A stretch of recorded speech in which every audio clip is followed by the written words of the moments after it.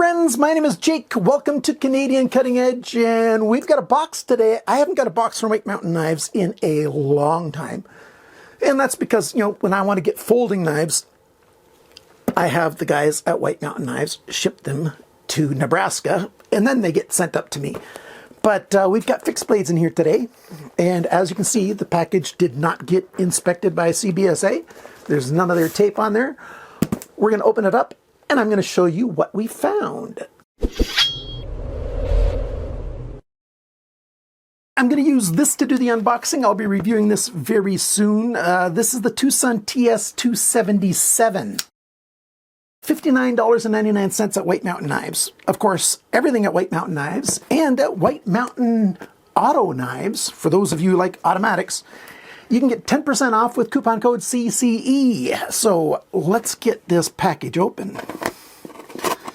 And remember, always cut towards your chum, not your thumb.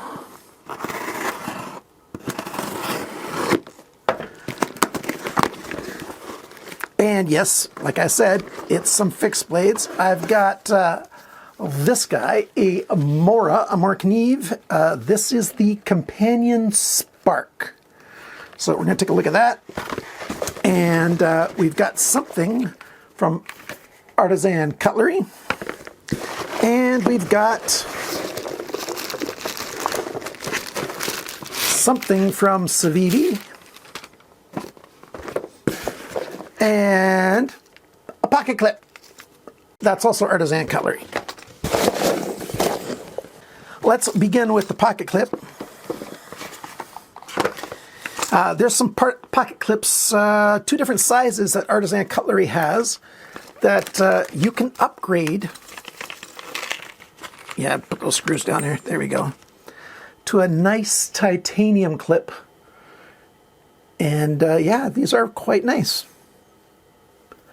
Now, this is the AC310. Of course, I've not memorized exactly which Artisan Cutlery knives these go with, but I'll be putting that on there. I'm surprised that there's 4, 8, 10 screws. Comes with 10 screws, and there are a couple of different sizes. There's definitely going to be the screws to work with this. So let's just put that on the side of the screen for now. Put these screws in here so I don't lose them. Talking about Artisan Cutlery, which one is this? Let's see if they put the name on it. There you go. This is the 1842B in black. And let's take a look at it. Silica gel. We've got another Ziploc. There we go. Let's undo this. You know which one this is already? It's the Sea Snake. And there you go. It's been around for, I don't know, about a year, year and a half. I wanted to get one for a long time, and I kept forgetting to order it when they were in stock. And most of the colors were out of stock when I ordered this, a week ago or so. But the black one was in stock, so I got it. This is AR RPM 9. It's good budget stainless steel, and yeah, a nice Warncliffe with a sneak up kind of grip, or of course you stay back with that grip. So yeah, Kydex sheath and neck knife carry. Although we've got holes here, we could put some kind of belt loop or clip kind of system on here if you'd want to. Drain hole there. Yeah, pretty nice. There we go. We'll leave it up there. And actually, I'll use this to open this up. So let's get a knife in there and just start cutting along the side here. And just a little bit over here, around the corner. Get your thumb out of the way, Jake. Get your thumb out of the way. So there's the spark. There's some cordage. And there's the sheath for it. Now, we're all familiar with Mora sheaths, and if we're not, it's time to get familiar with Mora sheaths. Made in Sweden, yes. I don't know why. So often I see it, and I see the SW, and I say, Swiss. Instead of Sweden. Switzerland and Sweden aren't the same place. Yeah.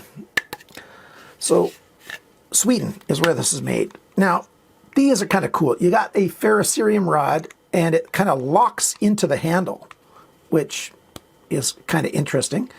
You could tie off some paracord there so that you don't lose your paracord or your lanyard. And yeah, pretty nice. And you can see the rod in there. You got some rubber grip in here. It's not too terribly thick. We've got a bit of a clip point there. And of course, we've got a Scandi grind on here. And this is 12C27. At least most of the knives from Moraknives are 12C27. So, well, the stainless ones, this is stainless. It says so right here. It comes in, I think, 4 different colors, maybe more. And I reviewed a take on this. Canadian Tire stores in Canada have a variant of this where I think basically they've added a name on it or whatever. I'll try to put it on the screen. And they cost a whole lot more there at Canadian Tire than they do, you know, buying these things from White Mountain Knives. So I just wanted to get one of these. This is sort of going to be one of the review series where I re-look at a knife. So let's put that stuff to the side. Let's put this back on screen where you can take a look at it if you want to. That's all of that. And we've only got one left to unbox. And guess which Civivi I've got? We've got the Tamashii. Hopefully I'm saying that correctly. I don't know Japanese at all. But Tamashii. Put the stickers to the side. Put the microfiber cloth to the side. And let's pull the knife out and take a look at it. Well, let's take the sheath out first. And while that's sealed, so let's cut the plastic a little bit so then it'll rip the rest of the way. So we've got Kydex here, got a belt loop system. There we go. This is a Terzula designed belt loop. I'm really not fond of these, and there's some knives that I just would not buy because of this on here. I just don't like when knives have these kind of systems because they sit way too high on the hip for my personal liking. But this Terzula system is fairly well designed. I'm quite happy with it. You've got a screw here so you can adjust this to any size belt, not just certain standard sizes, any size belt, or as snug or as loose as you want on that belt. There's a drain hole there at the bottom, and the knife itself. Take off that paper. There we go. We've got a little bit of a knife edge protector right there. So we've got a slight upswept back here, big swedge on it, some jipping on it, high flat grind. Yeah, it's enough to be called a full flat grind. It's just a tiny bit that's off. G10, and these slabs have been put on permanently. So these handle scales are not removable. And I can see the seam right there. So it was glued together on here. It's not like they drilled a hole and then, you know, stuffed the blade in. And I'm going to see, I'm hoping that the tang of the blade goes right to there. I'll check with a magnet to see how far along it goes. But basically, you know, the handle looks like one piece of G10, and it effectively is now. You can really see the seam right there. But it effectively is, you know, a single piece. Once it's, you know, epoxied together, I'm assuming they use epoxy, plus it's got a pin. So there you go. And a bit of a lanyard. So yeah, this is also a Terzula design. So that makes sense. I forgot. And it says D2 right there. So yeah, there you go. I did a video a long time ago when my channel was almost new about using a certain kind of bluing agent to blue steel. If you ask me to, I'll demonstrate it on this knife again, make a new video of that because, you know, I think some people might be interested. No sharpness choil. Interesting. So, yep, there you go. We've got 3 fixed blades that we're looking at. I'll probably do just a short video about the pocket clip. Maybe literally one of the shorts. I'll decide later on. So there we go. We've got several knives here that we're going to be looking at in the future. Thank you very much for watching my video. Huge thank you to my financial supporters. I couldn't do this without you guys. I don't get an awful lot of money through financial support from viewers, but the little bit that I get, I very much appreciate. It does make a positive difference.